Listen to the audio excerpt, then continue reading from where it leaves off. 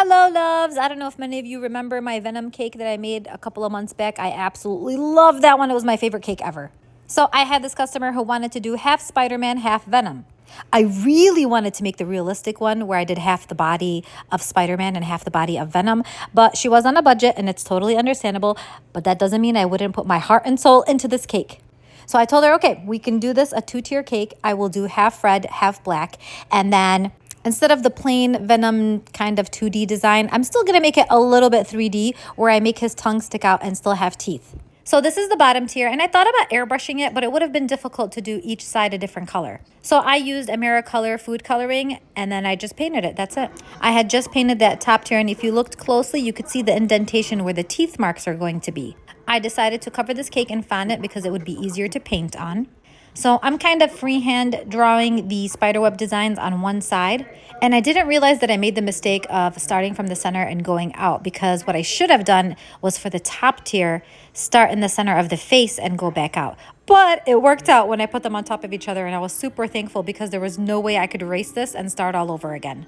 I don't know if that made sense or not. But anyways, so this is a very kind of scary part because if you mess up, very hard to fix. And at points I was holding my hand steady just to make sure that the lines were straight and even. I do love painting on cake. I kind of find it satisfying. It's just scary because if I make a mistake, I can't take it off.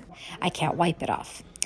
Anywho, as you can see, that's the top tier once I stacked them together. The tongue, I made it out of fondant and I decided to paint it red just to give it the same color as the other red and to make it look shiny and kind of glossy. I also airbrushed a little bit on the tongue as well as the top and bottom part of the red just to give it some depth.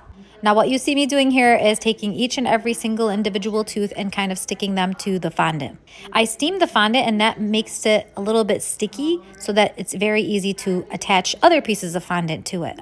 So I tried to put 2 layers of teeth just to make it a little bit more realistic. I didn't realize the tongue was going to be so big, so I had to shorten the teeth around that area. Now, a lot of people mistake that Venom has spider webs on his skin, but he doesn't. He has bulging veins. So what I did was use buttercream and kind of just drew veins around the entire side. And so they're not very obvious. I went ahead and I airbrushed them a darker color, again, just to give it some depth. I do apologize. I forgot to show you guys how I did the eyes, but I did just hand cut them and place them on the cake.